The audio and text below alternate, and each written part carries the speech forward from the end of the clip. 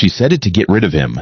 4 words tossed over her shoulder like spare change. I have a boyfriend. She didn't know those 4 words would end with a man burning $500,000 just to prove her wrong. Wren Calloway had said it 100 times before, to 100 different men who leaned too long against her counter, who asked for her number instead of her flowers. It always worked. Men backed off. They laughed it off, muttered something polite, and left. But the man standing in the doorway of her shop that October evening did not laugh, did not blink, did not move. He simply looked at her the way a man looks at a number he intends to make add up in his favor, and said very quietly, "That's a shame for him." Then he walked out. And 2 weeks later, she found out he owned her building. This is the story of Dante Voss, a man who ran half the docks of a city that didn't officially exist in the reports the police filed, and Wren Calloway, a florist who kept a past locked so tightly inside her that even she sometimes forgot the door was there. It is a story about power used as a weapon, and about a woman who had survived worse men than him, and knew exactly how to prove it. Before we go any further into what happened between them, if you're the kind of person who loves stories about obsession, dangerous men, and women who refuse to break, hit that like button right now and subscribe to the Mafia Boss Stories. And once you've heard what Wren does in the final act of this story, come back and tell me in the comments. Would you have been brave enough to do the same? Now, back to the shop. Bloom and Rye sat on the corner of Larkspur and 9th. Wedged between a shuttered print shop and a bakery that never opened before 10. Wren had built it from nothing. 11 months of scraped-together savings, a lease she'd fought for, and hands that knew how to coax color out of the ugliest weeks of the year. She was 29, quiet in the way people mistake for softness, and she liked it that way. Quiet meant invisible. Invisible meant safe. She had learned a long time ago in a different city under a different name that being underestimated was not a weakness. It was armor. Dante Voss did not know any of that the first time he walked into her shop. He knew only that his sister had sent him to pick up an arrangement for their mother's birthday, that he hated errands, and that he intended to be in and out in under 3 minutes. He was 36, built like a man who had once fought his way up from nothing and never let his body forget the lesson, and he wore command the way other men wore cologne. Invisible, but you felt it the second he entered a room. People at the docks called him Quiet Steel. People who crossed him didn't get the chance to call him anything again. He stood in the doorway of Bloom and Rye, and the first thing that struck him was not the flowers. It was her stillness. She didn't rush toward him with a sales pitch. She didn't fluster under his stare the way most people did. She simply looked up from the stems she was trimming and said, "Give me 1 second," in a tone that suggested his patience was not, in fact, optional. He waited. He never waited for anyone. That should have been his first warning. She built him an arrangement without asking a single question about budget, without flattering him, without performing the kind of nervous charm women usually reached for around men who looked like trouble. She simply worked, quick, exact, unbothered, and handed it to him wrapped in brown paper and twine, and told him the price like it was a fact of the universe, not a negotiation. He paid. He left. He came back 4 days later with no excuse at all. This became a pattern neither of them named out loud. He'd appear 2 or 3 times a week, always with some flimsy reason. Flowers for an associate's funeral, flowers for an office he swore needed brightening, flowers for absolutely no one, which he didn't bother explaining. Wren noticed. She always noticed, but she said nothing, because saying something meant admitting she looked forward to the bell above her door, announcing him, and admitting that was a door she was not ready to open. It was the 5th week when the persistence tipped into something sharper. A regular customer, a man named Callum Reyes, harmless in the way overconfident men often believe themselves to be harmless, had been leaning on her counter for 10 minutes, ignoring every polite redirection she offered, working up to asking her to dinner in the particular way men do when they've already decided yes is the only acceptable answer. Dante was standing 3 feet away, pretending to examine a shelf of ceramic vases he had no interest in. Wren, tired and out of patience, said the 4 words that were meant to end it. "I have a boyfriend." Callum backed off, embarrassed, mumbling an apology, and left. It was supposed to be over. It always was. But Dante didn't leave with the same easy dismissal every other man managed. He set the vase down with a precision that felt deliberate, walked toward the counter, and looked at her with an expression she couldn't yet read. Not anger, not quite amusement, something colder and more interested than either. "That's a shame for him," he said. And then he was gone, the bell above the door ringing once, sharp, into the silence he left behind. Wren told herself it meant nothing. She told herself that for exactly 13 days. On the 14th day, a letter arrived from her landlord's management company, informing her that the building had changed ownership, and that her lease, the one she had negotiated for 11 months, the one that protected her rent for 3 more years, was being reviewed under new terms. She read it twice. Then she called the number listed. The woman on the other end told her politely, unhelpfully, that all inquiries about Bloom and Rye's lease should now be directed to Voss Holdings.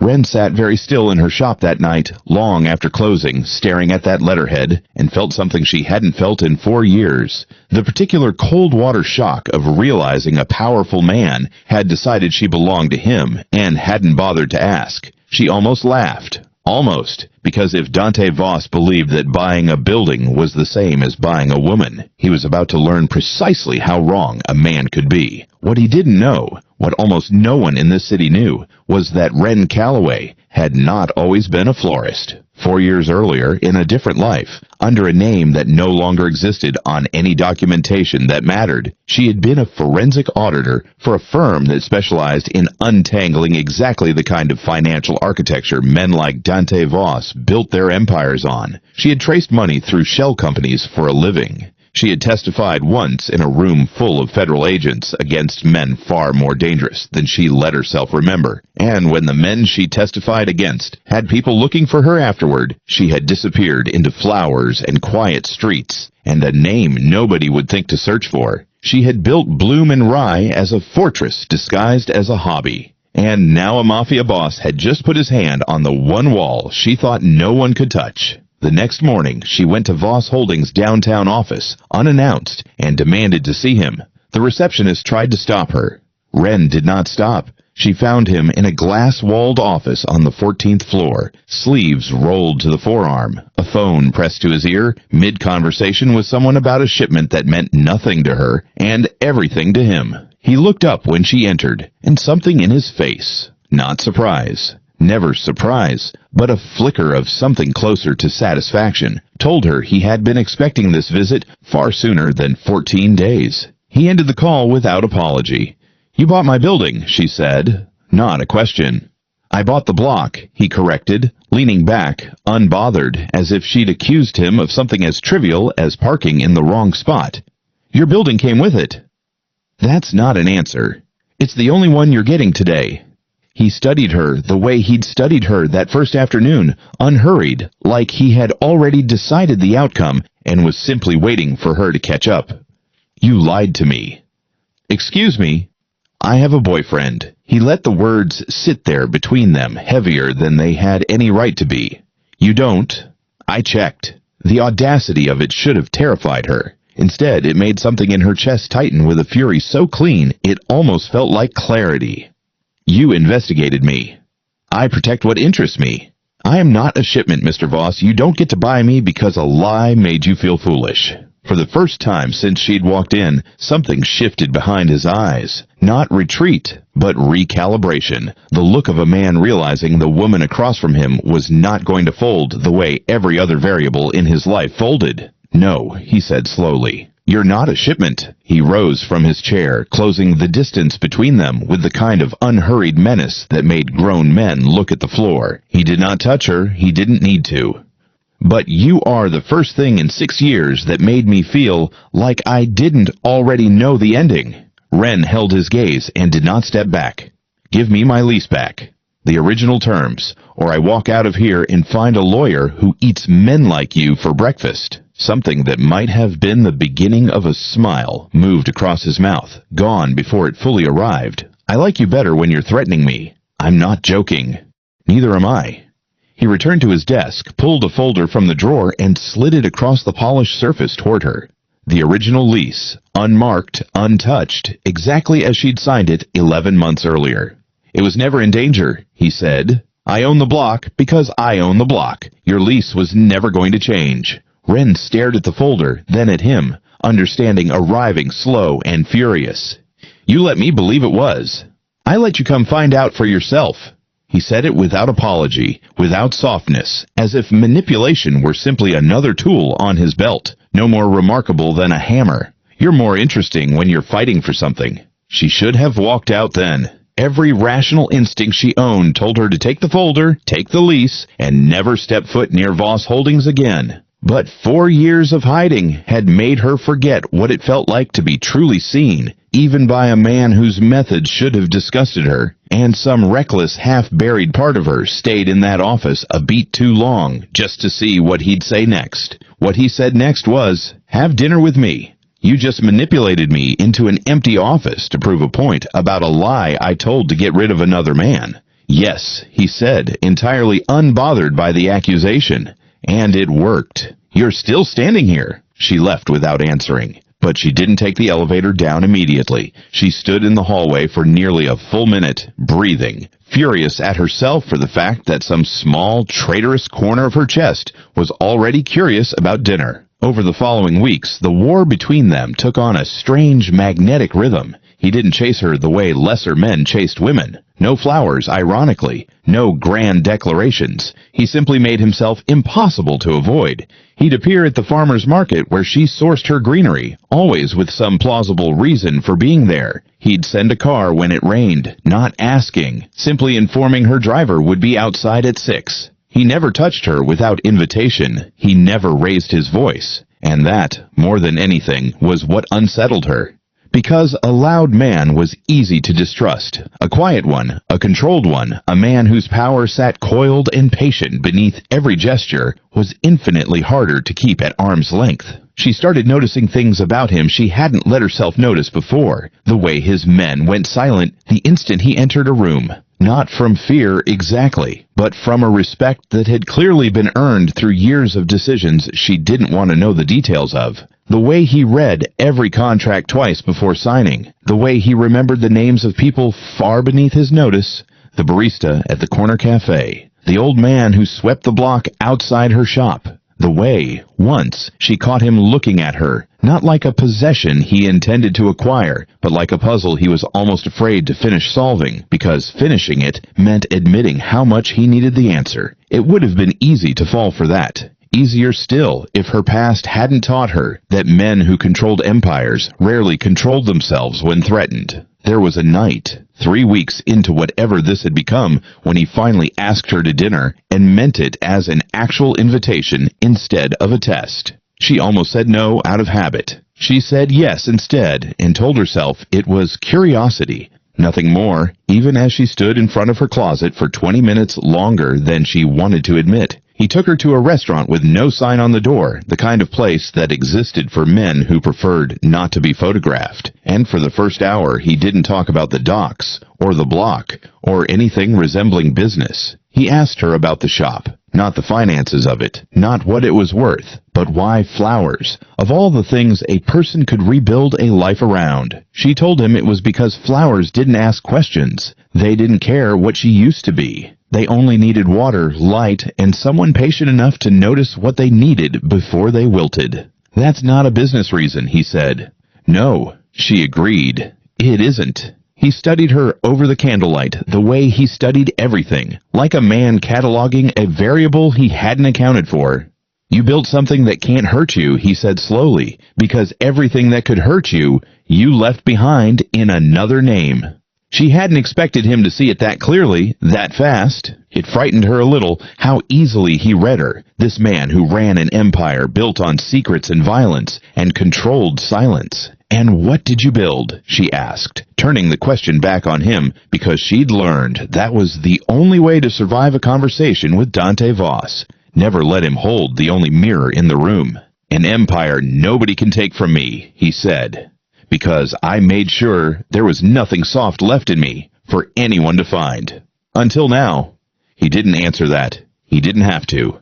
The silence that followed said more than any admission could have, and for the first time since she'd met him, Wren watched something in his composure genuinely falter. Not weakness, never weakness, but the particular vulnerability of a man realizing he had already lost a fight he hadn't known he was fighting. They didn't kiss that night. He walked her to her door, told the driver to wait, and stood on the step a moment too long before saying goodnight and turning away. A small restrained cruelty he inflicted on himself as much as on her, because some part of him still believed that wanting something this much was a liability he couldn't afford in his line of work. Wren understood that hesitation better than he knew. She had spent 4 years building a life specifically, so nothing could reach the parts of her that still ached from what she'd survived before. Letting a man like Dante Voss get close meant risking every wall she'd spent that time constructing. And yet, lying awake that night, she found herself thinking not about the danger he represented, but about the particular quiet in his voice when he'd asked her why flowers, as if her answer had mattered to him more than anything on a balance sheet ever had.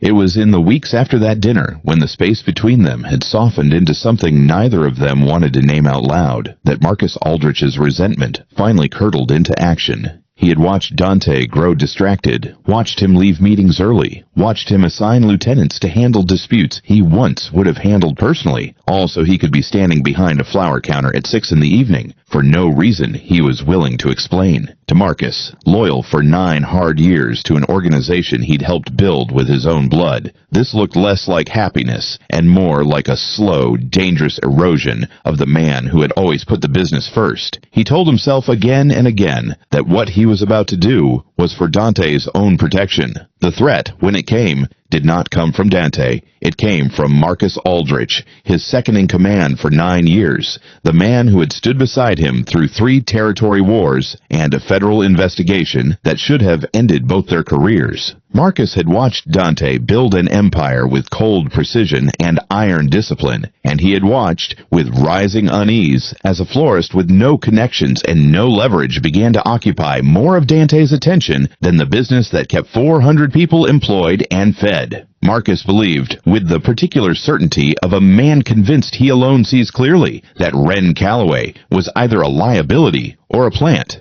and either possibility, in his mind, justified whatever he decided to do about it. He started digging. It didn't take him long to find the cracks in her carefully rebuilt identity, the gaps in her employment history, the inconsistencies in a background that any professional investigator would recognize as manufactured. He didn't find her real name, not yet, but he found enough to bring to Dante with the triumphant certainty of a man who believed he was about to save his boss from himself. Dante listened to the entire report without interrupting. Then he asked a single question. Does any of this tell you she's a danger to me? Or does it just tell you she's hiding something? Marcus, caught off guard, admitted the two weren't the same thing. Then you brought me nothing, Dante said, and the temperature of the room dropped 10 degrees, except proof that you've been investigating a woman I care about without my permission. It should have ended there. It didn't, because Marcus, humiliated and increasingly convinced that Dante's judgment could not be trusted where Wren was concerned, made a decision that night that would detonate everything. He reached out quietly to a rival organization, the Kessler Network, longtime competitors for control of the shipping routes along the eastern docks, and offered them a piece of information he believed would neutralize the threat he thought Wren represented, without Dante ever needing to know Marcus had been the one to move against her. He told them where to find her. He told himself it was a warning, not a betrayal, that scaring her into disappearing would protect Dante from whatever damage she might eventually cause, that he was simply accelerating an outcome that was inevitable anyway. He told himself a lot of things that night. None of them were true. 2 men from the Kessler Network came to Bloom and Rye 3 nights later, after close, when the street outside had gone dark and quiet, and Wren was alone finishing the last of the evening's orders. They didn't come to hurt her. Not yet. They came to deliver a message. Leave the city, leave Dante Voss, or the next visit would not be a conversation. What they didn't know, what Marcus, in his arrogance, had never bothered to properly investigate, was that the woman standing behind that counter had spent 4 years training her body the way she'd once trained her mind. that the quiet, careful hands that arranged flowers every morning had also spent 2 years in defensive combat courses paid for in cash under a different name, because a woman who testifies against dangerous men learns quickly that safety is not something you wait for. It is something you build. The confrontation lasted less than 90 seconds. One man left with a broken wrist. The other left considerably more afraid of the florist than he had arrived. Wren, breathing hard behind her locked door, did not call the police. She called Dante. She had told herself for weeks that she would never be the kind of woman who called a man like him for help. But some instincts run deeper than pride, and some threats demand something greater than principle. Dante arrived in 11 minutes. He should not have been able to arrive that fast from where he'd been. She would learn later that he had already been 3 blocks away, in his car, doing nothing but sitting in the dark, thinking about her. A fact he would never have admitted if the night hadn't forced his hand. He found her upright, steady, glass swept into a corner, blood, not hers, drying on the edge of the counter. And instead of the panic he expected to find, instead of the fragile woman his instincts had half braced for, he found calm. Cold, controlled, dangerous calm. The same calm he recognized in himself. "Who taught you to fight like that?" he said. It wasn't really a question. It was the sound of a man's entire understanding of a person rearranging itself in real time. "That's not what tonight is about," she said. "Someone told the Kesslers where to find me. Someone inside your organization." Dante went very still, the particular stillness of a man calculating betrayal with surgical precision. "How do you know that?" "Because the man with the broken wrist told me exactly whose name to give you before I let him leave." She met his eyes without flinching. "Marcus Aldrich." What followed was not an explosion. Dante Voss did not deal in explosions. He dealt in silence so total it became its own kind of violence, a silence that made the air in the shop feel thin, that made even Wren, who feared very little, understand exactly why men on the docks lowered their voices when his name came up. "I'm going to need you to tell me everything," he said quietly, "starting with who you really are." And so, for the first time in 4 years, Wren Calloway told a man the truth. Her real name, the firm she'd worked for, the men she'd testified against, the reason she'd rebuilt her entire life around flowers and silence in a shop on the corner of Larkspur and 9th. She told him because she was tired of hiding, and because some fractured, cautious part of her had begun to believe he might be the one person in this city capable of protecting the truth instead of weaponizing it. Dante listened to all of it without interruption, the way he'd listened to Marcus's report weeks earlier, filing every detail away with the same cold precision he applied to contracts and threats alike. When she finished, he said only, "You've been more dangerous than every man who works for me this entire time." Is that a compliment? It's the only kind I know how to give. The confrontation with Marcus happened 2 days later in a warehouse near the docks that Marcus had used a dozen times before. For business he preferred kept off the books. Dante didn't bring an army. He came alone, which unsettled Marcus more than any show of force could have, because a man that confident walking in alone only meant one thing. He already knew he'd won. Marcus tried to justify himself, the way men always do when the walls finally close in. He'd been protecting the organization, protecting Dante from a woman he still, even now, insisted might be a liability. Dante let him talk. He always let people talk themselves fully into the grave before he said a word. "You didn't protect me," Dante said finally, voice low, controlled, carrying more threat in its stillness than any shout could have managed. "You put a target on the back of the one person who's made me feel like more than an empire in 9 years. You reached out to the Kesslers without my knowledge, gave them information that could have gotten her killed, and you did it because you couldn't stand watching me care about something you didn't approve of." "I've been loyal to you for 9 years, Marcus said, desperation cracking through his composure. "Loyalty doesn't get to override my judgment," Dante said. "Not anymore. Not ever again." Marcus did not disappear that night. Dante was not a man who solved every problem with permanence, not when the problem had once been someone he trusted. But Marcus Aldrich left the organization within the week, stripped of every account, every connection, every shred of the power he'd spent 9 years building, sent out into a city that would remember exactly what happened to men who betrayed Dante Voss. The Kesslers, for their part, received a visit of their own. Not from Dante's fists, but from something Wren herself suggested. 4 years of forensic training, finally finding its purpose again. She helped trace the financial trail connecting the Kessler network to 3 federal cases that had gone cold years earlier. Evidence she quietly passed to contacts she still trusted from her old life. Evidence that would occupy law enforcement's attention for the Kesslers far more effectively and far more permanently than any act of violence Dante could have ordered. It was, Dante told her afterward, the single most terrifying thing he had ever watched a person do. Dismantle an entire criminal network with nothing but patience, memory, and a laptop. I told you, Wren said, allowing herself for the first time in weeks something close to a real smile. I'm not a shipment.